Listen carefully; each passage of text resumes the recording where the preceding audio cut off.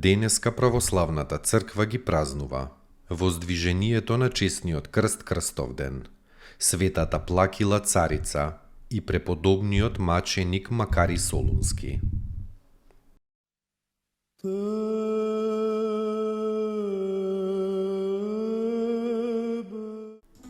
Воздвижение на чесниот крст Крстовден. На овој ден се празнуваат две случувања во врска со чесниот крст Христов. Прво, пронаоѓањето на чесниот крст на Голгота и второ, враќањето на чесниот крст од Персија повторно во Ерусалим. Обиколувајќи ја светата земја, светата царица Елена намислила да го побара чесниот крст Христов.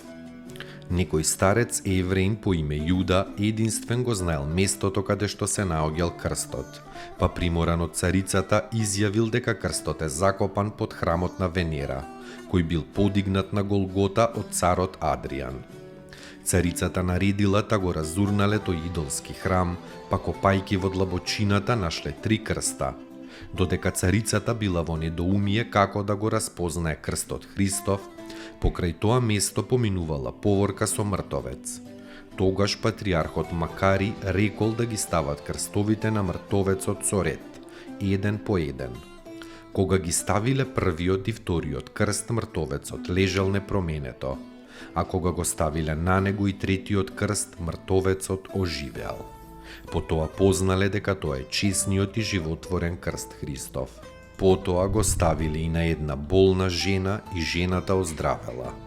Тогаш патриархот го воздигнал крстот, сиот народ да го види, а народот со солзи пеел: Господи помилуј.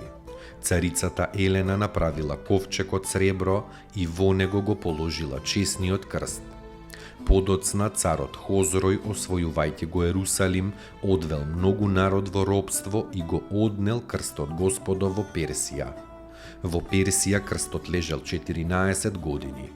Во 628 година грчкиот цар Иракли го победил Хозроја и со слава го повратил крстот во Ерусалим.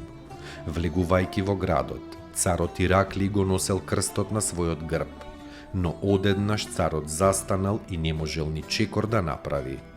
Патриархот Захарија го видел ангелот кој му попречувал на царот во раскошната царска облека да оди под крстот, и тоа по оној пат кој одел Господ бос и понижен. Тоа видение патриархот му го објавил на царот. Тогаш царот се соблекол, па во бедна облека и босоног го зел крстот, го изнесол на Голгота и го положил во храмот на Воскресението, на радост и на утеха на целиот христијански свет.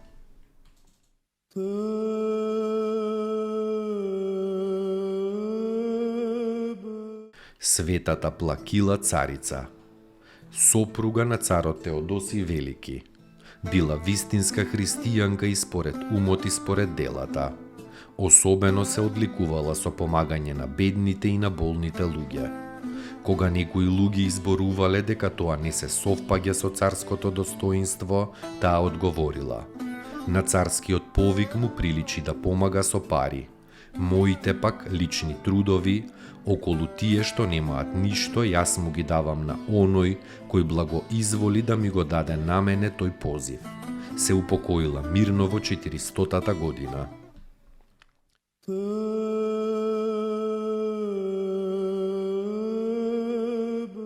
Преподобниот маченик Макари Солунски, ученик на светиот Нифонт, патриарх во времето кога овој се бавел со подвигот безмолвие во манастирот Ватопед. Макари жеднел по мачеништвото за Христа Господа и го замолил светиот Нифон за благослов.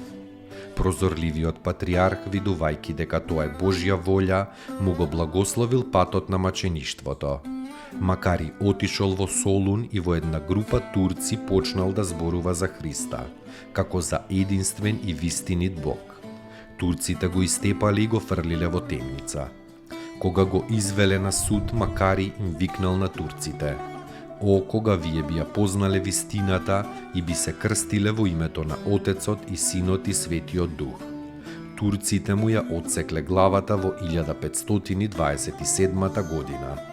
Во тој час светиот Нифонт видел со духот од Ватопед и му ја објавил на монахот маченичката смрт на Макарија велејки: "Да знаеш, чедо, дека твојот собрат Макари заврши денес маченички и дека се вознесува на небото, торжествувајки и радувајки се со Господа.